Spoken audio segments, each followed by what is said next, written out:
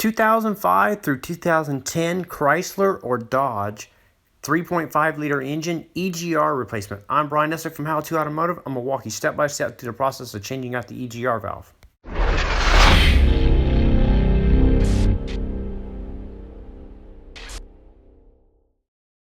So the EGR valve is right back here underneath the intake. You can get to this from underneath, but I'm going to demonstrate how to get to it from up top. Because most of you are going to be doing this at home, so I'm going to demonstrate how you would do it at home, and you would need a hoist to do it from below. So I'm going to get started by unplugging the servo motors here for the intake runners. So you're going to unplug both of these. Then on the side of the manifold will be a support bracket. I'm going to remove the nut here and then remove the nut here. And after that, I'm going to follow the bracket down and loosen up the 15mm bolt on the bottom down here.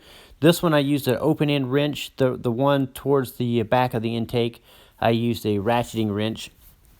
So you just want to loosen it up just enough so the bracket moves far enough to clear the stud on the side of the manifold. So just loosen them up a few threads and then slide it back. Now I'm going to unplug the map sensor. It has a little locking tab that you need to pry back a little bit. I used a flat blade screwdriver to pry this back, and then once you get it pried back, you can squeeze the connector and pull it off. Now you can loosen up the hose clamps on the air boot right here, and we're going to pull this boot off and then just set it aside. I left the air intake temp sensor plugged in. I didn't bother unplugging it. I just left it plugged in and pushed the boot over to the side. Now we're going to take the throttle body off, but we're not going to unplug it. We're going to leave it plugged up, just remove the bolts, and just tuck it off to the side out of our way.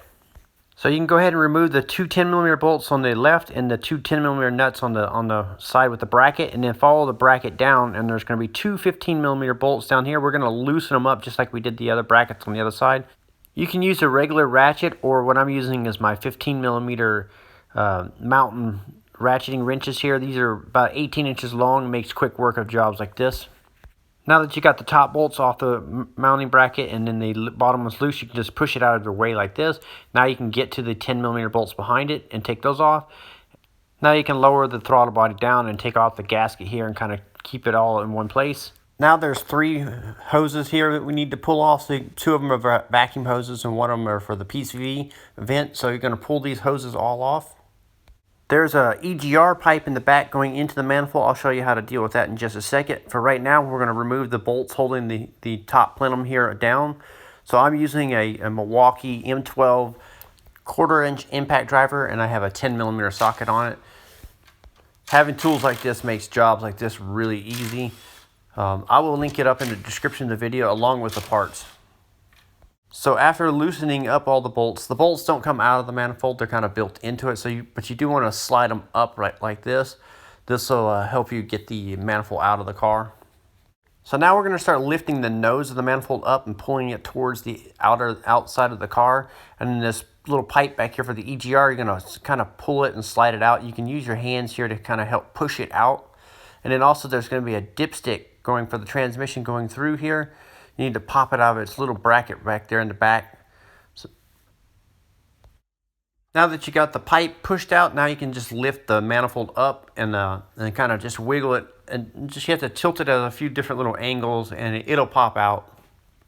So now I've just set the manifold aside for now. And then to protect for anything falling in, I like to put rags over the intake here.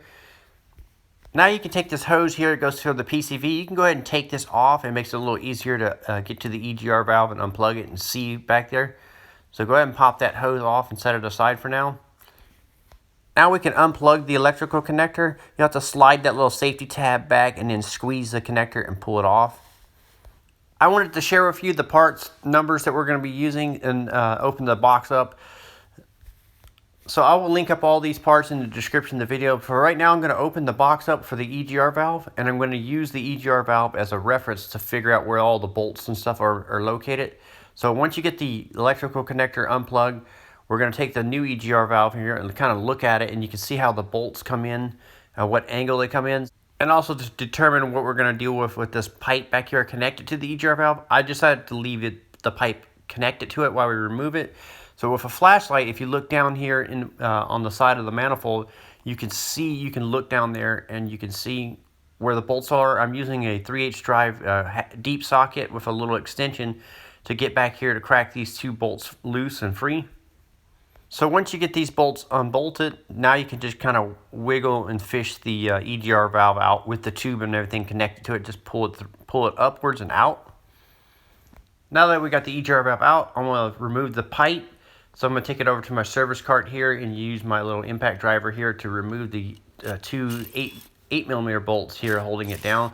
So go ahead and just remove these two bolts. After removing the pipe, you want to make sure the pipe is not plugged up with carbon, so take a good look at that. And also on the back of the cylinder head, I use a mirror here to make sure that this port here where the EGR was mounted up is not plugged up with carbon. So now I'm going to reinstall the pipe back onto the new EGR. So I put the gasket on, started at the two 8mm bolts. I ran them in until they were snug, but don't tighten it all the way up because this pipe is adjustable in different angles. And once we get it in there, we'll get it to its final position. So for right now, just run them in until they're snug and then leave them like that. So the EGR valve had the gasket already installed on it with the new bolts. So what I'm doing now is just feeding the EGR valve back into position and just being careful not to knock the gasket off. So I'm lowering it down back into position, and I like to have a 10mm socket in one of my hands, and then once I get it in there, I just put the socket over the bolts and then start the bolt. And you can see the bolts. You just get it at the right angle, and you can look down there and see exactly what you're doing to start it. So like I was saying, with a 10mm socket and an extension here, I'm able to reach back here just like this and start the two bolts. Once you got the two bolts started, you can go ahead and run them in and tighten them up and snug them up. Now that you got the EGR valve tightened up, you can go ahead and plug the electrical connector in and push the safety tab back into position. So now the EGR pipe is still going to be loose, and I'm going to show you a little tip for getting this in the right position. The first thing what I do is I take a 10mm wobbly socket and a long extension, and I put it down there on the inside bolt. So you can see it down there on the inside one. That one's really difficult to get to and see with the manifold on. So I go ahead and put the extension and socket on there. So as you can see, it's about 3 feet long, the little extension.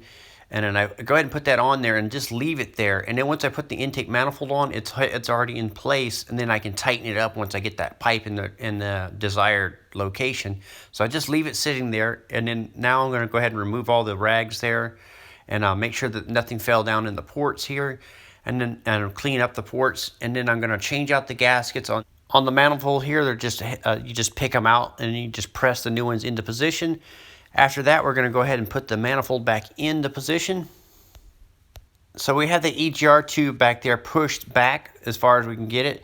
And now we're going to angle it in there. You have to kind of clear that dipstick tube that goes for the transmission.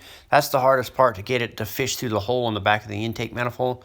So you have to kind of look at it and find the right angle and just angle it in there. You can also flex the dipstick tube a little bit. It moves a little bit, so you can wiggle it in the optimal position. Before we bolt the manifold down, we're going to change out the gasket on the pipe and slide this pipe into the manifold. So I changed out the gasket. Now I'm going to swing that pipe into the port on the manifold. I'm going to leave it loose, lift the manifold up and angle it. You kind of just wiggle it around to help get it started. So with my left hand, I was lifting the nose up and kind of wiggling it left and right and up and down. And then with my right hand, I'm reaching around the back and I'm pulling that pipe into the port. And then you just pull it in until it's flush and the O-ring will seal in there. Then you can go ahead and start the bolts. We also need to go ahead and tighten that pipe up. So what I'm doing is I'm going to squeeze that pipe in to the manifold, and then that extension that we had already set up back there, I'm going to go ahead and hook up another ratchet here and extension here, and I'm going to tighten that bolt up. Now you can see where that extension being left into position, it came in handy. So now I'm tightening that bolt up on that pipe. Now that's the inner one, the harder one to get to. After I got this one tightened up, then you can pull it out and you can go around the back. So I pulled the extension off. Now I'm tightening up the outer bolt. So I pulled it out and fed it down there. And if you stick your head down in there, you can see kind of what you're doing and get it right onto the pipe. And you can tighten the outer bolt up now. So if you're having a tough time getting those bolts started, you can also go underneath the vehicle here. Just use floor jacks and jack stands. You'll have to jack it up. And if you look up here, you can see the EGR valve and you can see that pipe. Now you can get to that pipe from down here if you need to. The tough part from down below is working around the exhaust. The exhaust can be hot and you may have to let it cool down, but you can get to the bolts on here. Now that the pipe is secure in the back, I'm going to run the bolts down. I'm just using the little impact gun here to run it down. I'm not tightening it down with this. I'm just drawing it down till it's snug. I'm also running these down in a crisscross pattern, back and forth, left and right, front to back. So now I'm going to torque the manifold down. I printed out a diagram here. We're going to torque these down in a specific pattern, so we're going to follow the diagram. And we're going to torque these down to 105 inch-pounds, or if you want to convert it over to foot-pounds, it's about 9 foot-pounds. So we're going to torque these all down.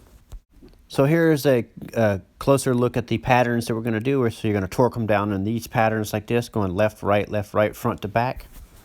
So using the diagram, I find the starting point, and I run the bolt in all the way till it's snug, and then torque it down with the torque wrench. I don't jerk the torque wrenches. I ease the torque up to it, and that way you get a more accurate torque. If you jerk the torque wrenches, you can get an inaccurate torque. So you'll run the bolts in all the way. Chances are you'll have to run the bolts in a little further with the ratchet and then torque them down. So you're going to torque all the bolts down. Now that the manifold's torqued down, you can go ahead and start all the vacuum hoses on the back here. One thing I forgot to mention is the PCV hose that goes across back here. It would be easier to install it before you put the manifold on, but I forgot that, so I put it on the port here, and now I'm going to go on the opposite side of the vehicle, and then I'll hook it up onto the port. I had to use my needle nose pliers to get in here and to pull it onto the port here. As you can see, if I would have put it on the port before I put the manifold on, it would have been a lot easier. So now you can put the gasket on for the throttle body, put the throttle body back into position, and start the 4 bolts. The ones with the studs on the right side for the bracket. So go ahead and put those all on and tighten them up. Then you can slip the bracket on, put the 10mm nuts on, and then tighten those down, and then follow the bracket down below and tighten the bolts up below. After that, you can put the air snorkel back on and tighten the clamps up. Then you're going to plug in the map sensor and make sure that the lock tab is secure. After you got the map sensor plugged in and secure, then you're going to plug in the intake runners here. So you'll plug both of these in. After that, you'll move around to the right side or the passenger side of the manifold here, and you're going to position the brackets, the support brackets, back into place, start the nuts and tighten those down, and tighten up the 15mm bolts at the bottom down there. So I will link up all the parts and tools that I use in this video in the description. I'm Brian Essa from How To Automotive. I'd like to thank you guys for watching my videos, encourage you to subscribe, invite you to head over to the howtoautomotive.com website for more valuable videos like this. Thank you again for watching.